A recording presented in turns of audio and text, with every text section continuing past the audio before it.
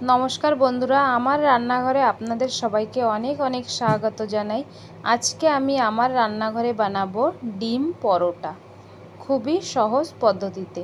তো এখানে আমি 1 কাপ আটা নিয়েছি আর 1 কাপ ময়দা নিচ্ছি।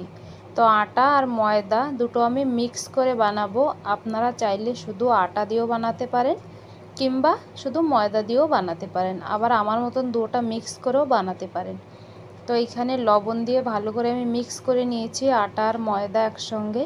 এবার আমি এখানে 2 চামচ মতন সাদা তেল দিয়ে দিয়েছি আর ভালো করে মিশিয়ে নেব সাদা তেলটা আটার সঙ্গে।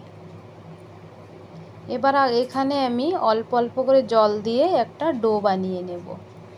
আর এই যে আটা আর ময়দা মিক্স করে বানাচ্ছি, পরোটাটা কিন্তু খুব মুচমুচে খাস্তা হবে এইভাবে বানালে। তো দেখুন, এইভাবে আটাটাকে আমি মেখে নিয়েছি।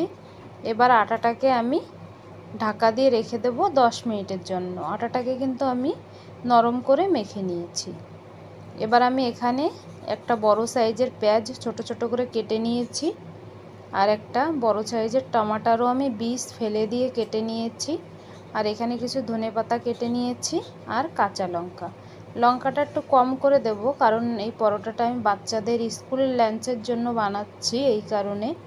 তো আপনারা যদি বেশি চটপটা খেতে চান তো এখানে গোলমরিচের গুঁড়ো বা চিলি ফ্লেক্সও দিতে পারেন। শুধু স্বাদ মতন লবণ দিয়ে দিলাম আর এখানে হলদি দিয়ে দিলাম। ভালো করে মিক্স করে এবার এর মধ্যে আমি ডিমগুলো ফাটিয়ে নেব। আর আপনারা কিন্তু এইখানে শিমলা মির্চ, গাজর যদি সবজি বেশি করে দিতে চান দিতে পারেন, কিংবা ব্রেড ক্রাম্বসও এর সঙ্গে মিলিয়ে দিতে পারেন, সিদ্ধ আলু মিলিয়ে দিতে পারেন। তবে আমি যেইভাবে বানাচ্ছি এইভাবে বানালেও কিন্তু খুবই ভালো লাগে পরোটাটা খেতে। 4টে ডিম ফাটিয়ে দিয়েছি। এবার ভালো করে আমি মিক্স করে নেব ডিম আর সবজিগুলো। দেখেন এইভাবে। আর আটাটাও এখানে 10 মিনিট হয়ে গিয়েছে। দেখি আটাটা কত নরম হয়ে গিয়েছে, দেখেন সুন্দর একদম সফট হয়ে গিয়েছে। এরপরে আমি একটু সাদা তেল দিয়ে এইভাবে আটাটাকে আরও ভালো করে মেখে নেব। এইভাবে আটাটা মাখলে কিন্তু খুব সুন্দর নরম হয়। আর এই পরোটাটা বানানোর জন্য আমাদের নরম আটাই দরকার। তো এইভাবে আমি ভালো সুন্দর করে মেখে আটাটাকে আরও একটু নরম করে নিয়েছি। আর এখানে কিছু লই বানিয়ে নিয়েছি। এবার আমি চাক্কি আর বেলানে আমি ভালো করে তেল লাগিয়ে নিয়েছি। আর এই রুটিটা আমি বেলবো, শুকনো আটা দেব না, আমি এইভাবে তেল লাগিয়ে বেলবো। দেখেন শুকনো আটা লাগবে না, খুব সুন্দর বেলা হয়ে যাবে এইভাবে। তো এইভাবে আপনারা রুটিটাকে বেলে নেবেন বড় করে। তো আমি দেখেন এরকম সাইজের বানিয়েছি, বেলেছি রুটিটাকে। আপনারা চাইলে কিন্তু এর থেকে বড়ও বেলতে পারেন কিংবা ছোটও বেলতে পারেন। এবার আমি এর মধ্যে এইভাবে 2 থেকে 3 চামচ করে ডিমের ব্যাটারটা দিয়ে দেব, ভালো করে সুন্দর করে দিয়ে দেব।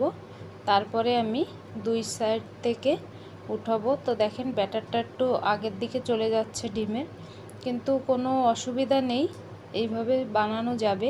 ডিমের পরোটা বানাতে গেলে সামান্য একটু ডিম এইভাবে বেরিয়ে যায়, ডিমের গোলাটা, কোনো এতে অসুবিধা হয় না।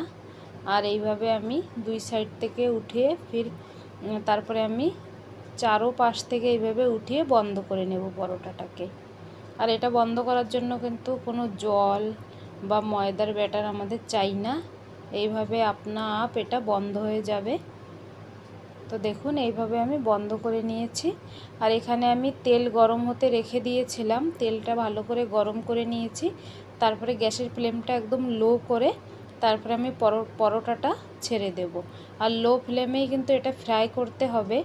হাই ফ্লেমে বা মিডিয়াম ফ্লেমে ফ্রাই করলে ডিমটা ভিতরে কাঁচা থেকে যাবে, পরোটা উপর নিচে থেকে তো সেকা হয়ে যাবে, ফ্রাই হয়ে যাবে, কিন্তু ভিতরে ডিমটা কাঁচা থেকে যাবে। এই জন্য এইভাবে লো ফ্লেমে ধীরে ধীরে পরোটাটাকে ফ্রাই করতে হবে। এতে পরোটাটা খুব মুচমুচে হবে, খাস্তা হবে, আর ডিমটাও ভালো করে ভিতরে সিদ্ধ হয়ে যাবে। তো দেখেন এই পরোটাটা ভাজা হয়ে গেল। এবার আমি এইভাবে আরেকটাও ভেজে নেব। তো আপনারা কিন্তু একসঙ্গে দুটো পরোটাও ভাজতে পারেন। আর আমার ভিডিওটি যদি ভালো লেগে থাকে আপনাদেরকে, তা আপনারা আমার ভিডিওটিকে লাইক করবেন, আমার চ্যানেলটাকে সাবস্ক্রাইব করে নেবেন। আর দেখেন এইভাবে আমি ধীরে ধীরে পরোটা সবগুলো ভেজে নিয়েছি। আর কি সুন্দর দেখেন মুচমুচে হয়েছে, আটা আর ময়দা দিয়ে বানিয়েছি, সুন্দর মুচমুচে হয়েছে বন্ধুরা। তো আপনারাও এইভাবে ঘরে বানিয়ে বাচ্চাদের স্কুলেও দিতে পারেন কিংবা অফিসেও দিতে পারেন, খেতে কিন্তু খুবই ভালো লাগে। তো বন্ধুরা আজকের মতন এই পর্যন্ত, দেখা হচ্ছে আগের ভিডিও।